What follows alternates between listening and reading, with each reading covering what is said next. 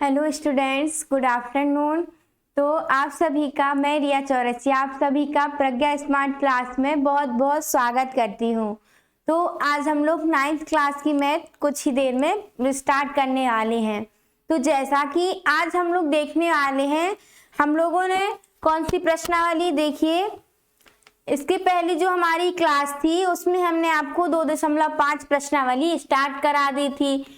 तो उसमें हमने आपको क्या बताया था, उसमें हमने आपको कुछ ये आईएमपी जो हमारी सर्व समीकरणाएं थी, बहुत ही इंपोर्टेंट सर्व समीकरणाएं थी, वो हमने यहाँ पर आपको बता दी थी।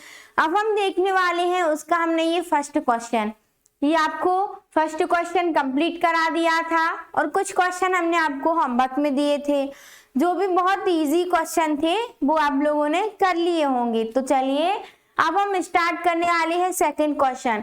तो जैसा कि हमने सेकंड क्वेश्चन का पहला क्वेश्चन आपको बता दिया था बहुत ही अच्छे तरीके से, तो उसका हम अब द्वितीय क्वेश्चन आपको बताते हैं। क्योंकि ये कोई बच्चों पे बड़ी बनता नहीं है, बहुत ही अच्छी तरीके से बन नहीं पाता, क्योंकि यहाँ पर दिया हुआ है 95 × 96।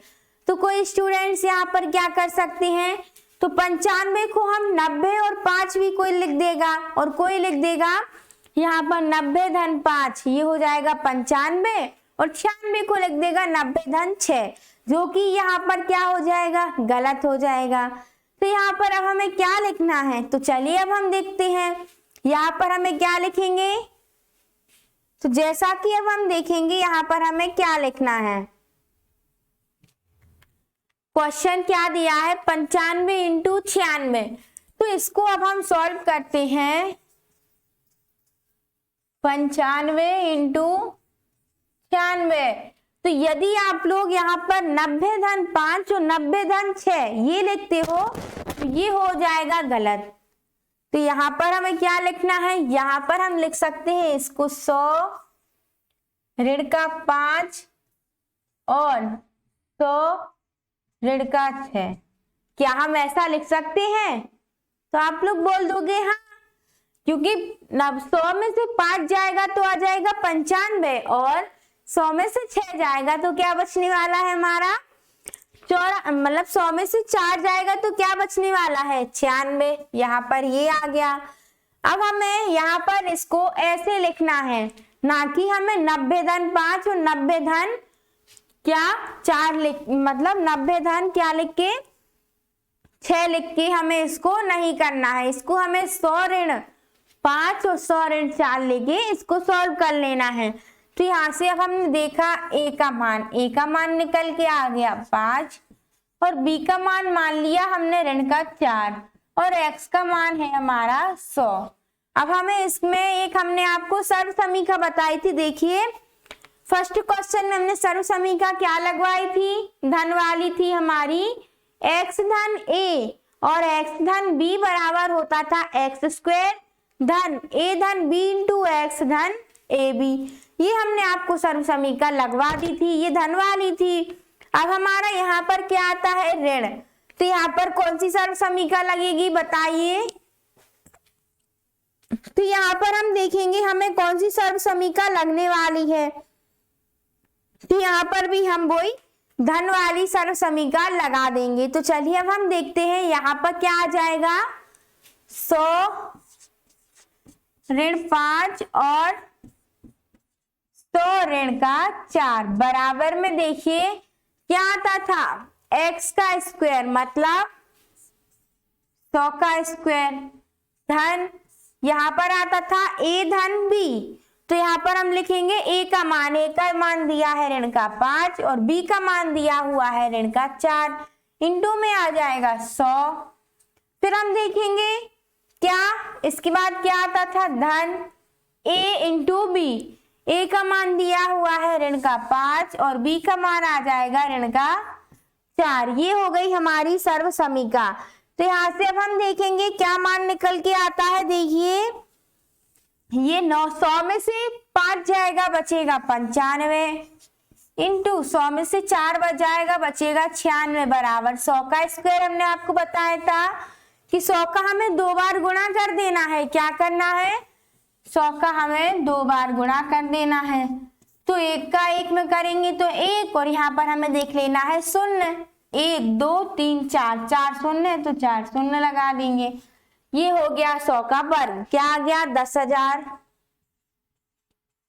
धन 5 में 5 और 4 क्या हो जाएंगी, 9 हो जाएंगी। क्या हो जाएंगी, यहाँ पर हमने देखा कि 5 और 4 क्या होने वाले हैं, हमारे 9 होने वाले हैं। क्या होने वाले हैं, 9 होने वाले हैं। तो यहाँ पर हमारा क्या आ जाएगा, देखिए 5 और 4 हो गए 9, ये आ गया 9, और इनटू में दिया हुआ है 100। धन 5 चौके हो जाएगा 20, और माइनस और माइनस का हम गुणा करेंगे तो क्या हो जाएगा, प्लस हो जाएगा। ये आ गया हमारा प्लस का 20। अब हम देखेंगे 95 इंटू 96 बराबर क्या आने वाला है, 10,000। ऋण का 100 का हम 9 में गुणा कर देंगे, आ जाएगा 900, और प्लस और माइनस हो जाएगा माइनस। धन 20।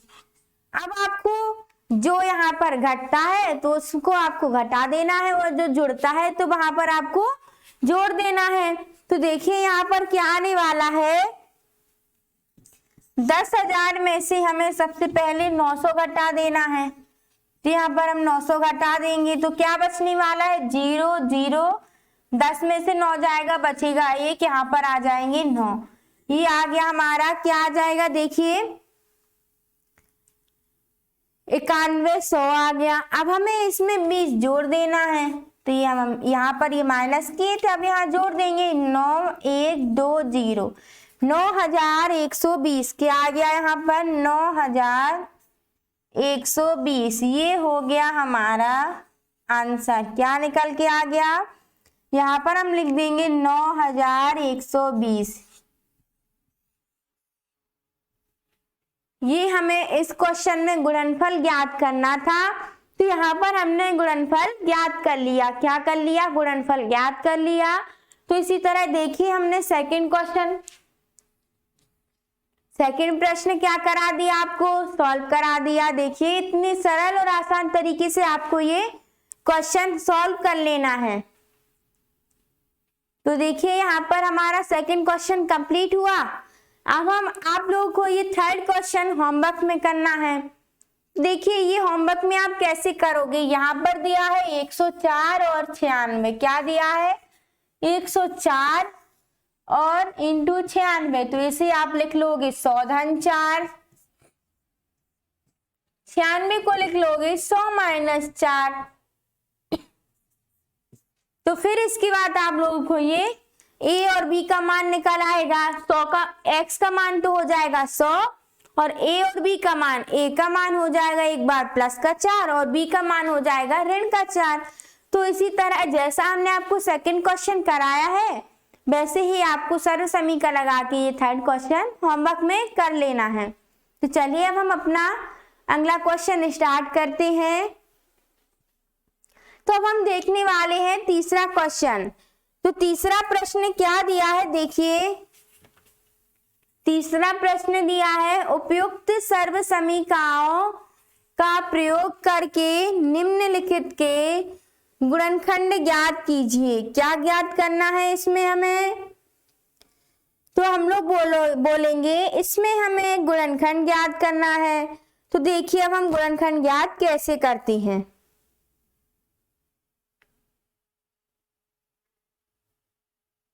गुणनखंड ज्ञात करेंगे। पहला क्वेश्चन दिया है, पहला क्वेश्चन हम स्टार्ट करते हैं। 9x² धन का 6x बाय धन का y²।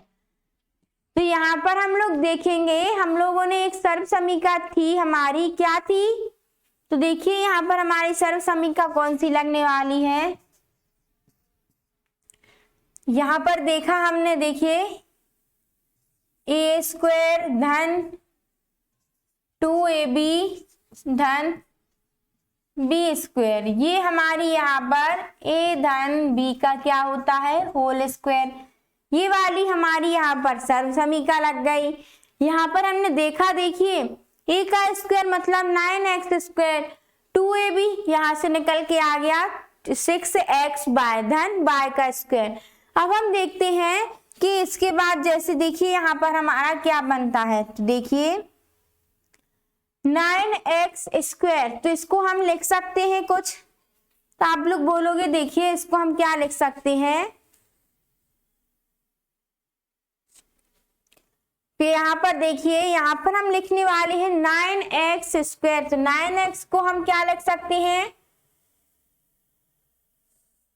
3x का स्क्वायर, क्या लिख सकते हैं, 3x का होल स्क्वायर आ जाएगा। देखिए 3x का होल स्क्वायर जब रहेगा तो इसको जब हम तोड़ेंगे तो ये आ जाएगा 9x स्क्वायर धन 6x बाय, यहाँ पर क्या होगा 2 इंटू देखिए 3 और क्या होगा हमारा 3x और b का मान हो जाएगा यहाँ पर बाय, फिर धन b का मान यहाँ पर आ जाएगा बाय का स्क्वायर। तो यहां से हमने देखा a का मान निकल के आ गया 3x और b का मान क्या निकल के आ गया बाय, क्या निकल के आ गया बाय। तो यहाँ पर जो सर्व समीकरण थी हमारी a धन b का स्क्वायर, यहाँ पर क्या आ जाएगा देखिए 3x और b का मान आया था बाय, इसका आ गया होल स्क्वायर। ये हुआ हमारा क्वेश्चन सॉल्व।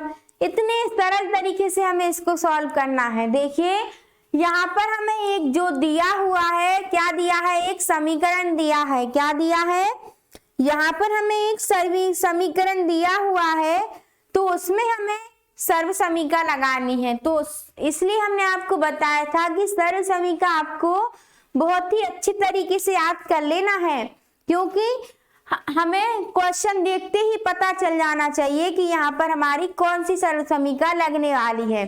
जैसा कि हमने देखा यहाँ पर दिया हुआ था 9x स्क्वायर प्लस में 6x बाय प्लस का बाय स्क्वायर, तो यहाँ पर हम लोगों ने देख लिया हमारी कौन सी सर्व समीकरण स्क्वायर धन 2a धन b स्क्वायर बराबर क्या होता था a धन b का होल स्क्वायर।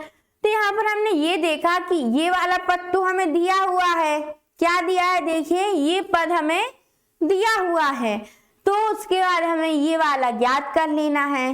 तो यहाँ से हमने देखा a स्क्वायर, तो 9x को हम क्या लिख सकते हैं 3x का होल स्क्वायर धन इसको हमने 2ab को तोड़ लिया, 6xy को तोड़ेंगे 2 इंटू x, 6 को क्या लिख सकते हैं 2 इंटू 3, तो यहाँ पर लिख लिया हमने 2 into 3x into bye plus का हो गया बाय स्क्वायर। जहां से हमने देखा a का मान निकल के आ गया 3x धन और b का मान आ गया बाय। ये हो गया हमारा पहला क्वेश्चन सॉल्व। देखिए इतनी जल्दी फटाफट हमारे क्वेश्चन सॉल्व होने जा रहे हैं। देखिए यहां से गुणनखंड क्या निकला, यहाँ पर हम लिखने वाले हैं गुणनखंड बराबर आ गया हमारा 3x धन बाय का होल स्क्वायर। इतने फटाफट इतने ही जल्दी हमारे देखिए सारे क्वेश्चन सॉल्व होते जा रहे हैं। ऐसे ही आप लोगों को बहुत ही जल्दी जो आपके ऐसे क्वेश्चन एग्जाम में आते हैं तो बिल्कुल 1 सेकंड में आप लोगों को ये सॉल्व कर लेना है। तो चलिए इसी तरह हमारा ये पहला क्वेश्चन कंप्लीट हुआ, और यदि आपको इसमें कोई डाउट रहता है फिर भी, तो जैसा कि हम देखते हैं कि वैसे कोई डाउट तो होना नहीं चाहिए, और यदि फिर भी कोई डाउट रहता है तो आप हमें कमेंट सेक्शन पर कमेंट्स कीजिएगा। तो चलिए अब हम दूसरा क्वेश्चन स्टार्ट करेंगे। देखेंगे दूसरा क्वेश्चन, यहाँ पर तो देखिए माइनस आ गया तो कौन सी सर्व समीकरण लगेगी। चलिए अब हम देखते हैं, यहाँ भी देख लेते हैं कौन सी सर्व समीकरण लगने वाली है सेकंड क्वेश्चन में। सेकंड प्रश्न दिया है 4y स्क्वायर ऋण का 4y धन का 1, ये दिया हमारा सेकंड क्वेश्चन। तो यहाँ पर माइनस आ गया तो कौन सी सर्व समीकरण लगेगी। यहाँ पर हम देखेंगे, यहाँ पर जैसे a का स्क्वायर ऋण 2ab धन का b स्क्वायर बराबर a माइनस b का होल स्क्वायर। हम देखते हैं कि यहाँ पर देखिए बिल्कुल ये सेम दोनों पद दिए हुए हैं, मतलब यहाँ पर हमारी ये माइनस वाली ये सर्व समीकरण लगने वाली है, जहाँ पर a माइनस बी का होल स्क्वायर होने वाला है ए स्क्वायर माइनस 2ab प्लस का बी स्क्वायर। यहाँ पर हमारी ये सर्व समीकरण लग गई। 4 स्क्वायर, इसको हम क्या लिख सकते हैं, देखिए इसको हम लिख सकते हैं, देखिए यहाँ पर हमने देखा 2 का होल स्क्वायर, इसको क्या हम ऐसे लिख सकते हैं 4 स्क्वायर को। आप लोग बोलोगे हाँ, यहाँ पर हम दिखाएंगे 2 का होल स्क्वायर। तो जब हम 2 का स्क्वायर करेंगे तो क्या आ जाएगा, 4 आ जाएगा, और बाय का स्क्वायर करेंगे तो क्या आ जाएगा, बाय स्क्वायर। यहाँ पर देखिए ये आ गया हमारा सेम 4 स्क्वायर। तो जहां से हमने तोड़ लिया 2 स्क्वायर माइनस यहाँ पर 2 इंटू 2y इंटू में 1, यहाँ पर हम ये लिख सकते हैं। तो देखिए यहाँ पर हमने ये लिख लिया 2 इंटू 2 मतलब 2 का 2 में गुणा किया आ गया 4 और ये आ गया बाय, फिर धन 1 का स्क्वायर, ये बन गई हमारी सर्व समीकरण जिसे हमने तोड़ दिया है। तो यहाँ से अब हम देखने वाले हैं ये जो पद दिया है यहाँ पर ये सेम आ गया, तो इसके आधार पर अब हमें a माइनस बी का स्क्वायर निकाल लेना है।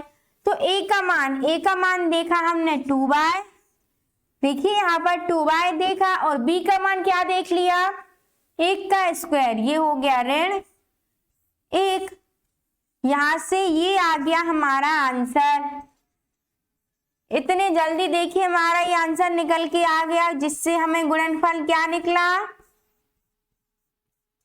यहां से हमने देखा हमें गुणनखंड क्या निकल के आ गए 2y माइनस का 1 होल स्क्वायर, ये आ गया हमारे गुणनखंड। इसी तरह देखिए हमने बहुत ही आसान तरीके से आपको ये क्वेश्चन भी कंप्लीट करा दिया है। सेकंड क्वेश्चन बहुत ही सरल और आसान तरीके से आपको बता दिया है। अब हम लोग कौन सी क्वेश्चन पर आने वाले हैं, अब हम आ गए थर्ड क्वेश्चन पर। तो तीसरा प्रश्न क्या दिया है अब हम देखेंगे। तीसरा प्रश्न दिया है x का square minus y square upon में 100। तो अब हम यहाँ पर हम देखेंगे कौन सी सर्व समीकरण लगेगी हमारी। देखिए तो हम लोग यहाँ पर देखने वाले हैं, यहाँ पर भी हमारी कोई सर्व समीकरण लगने वाली है। कौन सी, देखिए x का स्क्वायर मतलब ये आ जाएगा हमारा a का स्क्वायर माइनस ये आ गया पूरा b का स्क्वायर। ये क्या होता है a square minus b square. आप लोग बोलोगे ये आ जाएगा a धन b और a ऋण b। यहां से हमने देख लिया कि हमारे ये वाला पद दिया हुआ है, अब हमें ये याद कर लेना है। तो हम देखेंगे जैसे कि हमने देखा a स्क्वायर ये दिया है हमें x का स्क्वायर माइनस b का स्क्वायर मतलब देखिए बाय बटे 10 का जब हम स्क्वायर करेंगे तो ये आ जाएगा बाय बटे 100। तो यहाँ से अब हम देखेंगे क्या आने वाला है, a का मान क्या दिया है x, तो ये आ जाएगा एक बार x धन बाय बटे 10 और एक बार आ जाएगा x ऋण बाय बटे 10। ये हो गया हमारे गुणनखंड निकल के आ गए। गुणनखंड क्या निकल के आ गए, गुणनखंड आ गया x धन बाय बटे 10 और x ऋण बाय बटे 10, ये दोनों हो गए गुणनखंड। यहां से हमारा तीसरा क्वेश्चन भी कंप्लीट हुआ। देखिए यहां पर हमने आपको थर्ड क्वेश्चन भी कंप्लीट करा दिया है। तीसरे क्वेश्चन में हमने देखा कि हमें गुणनखंड x धन बाय बटे 10 और x ऋण बाय बटे 10 ये प्राप्त हुए। क्वेश्चन था x square minus y square बटे 100। तो यहाँ पर हमने देखा ये वाली हमारी सरसमीका लग गई, कौन सी, ए का स्क्वायर माइनस बी का स्क्वायर बराबर ए धन बी और ए ऋण बी। ये वाला पद हमें दिया हुआ था तो हमें ये ज्ञात कर लेना था। तो इसके बाद हम देखेंगे ए का स्क्वायर मतलब एक्स का स्क्वायर ऋण बी का स्क्वायर मतलब बाय बटे 10 का होल स्क्वायर। यहाँ से हमने देखा ए का मान है x और b का मान है बाय बटे 10, जहां पर हमने ये मान रख दिए और हमारा ये आंसर निकल के आ गया। क्या निकल के आ गया? आंसर। इसी तरह हमने आपको ये क्वेश्चन कंप्लीट करा दिया। कौन सा? सेकंड प्रश्न। सेकंड प्रश्न हमारा यहाँ पर कंप्लीट हुआ। अब हम देखने वाले हैं फोर्थ क्वेश्चन। देखिए यहाँ पर हमारा सेकंड क्वेश्चन क्या हुआ? कंप्लीट हुआ।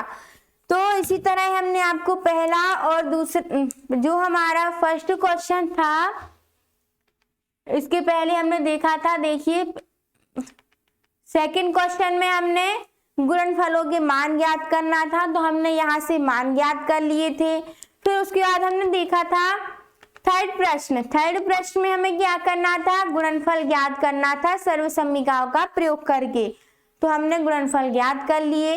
यहाँ से हमारे थर्ड क्वेश्चन भी कंप्लीट हुआ।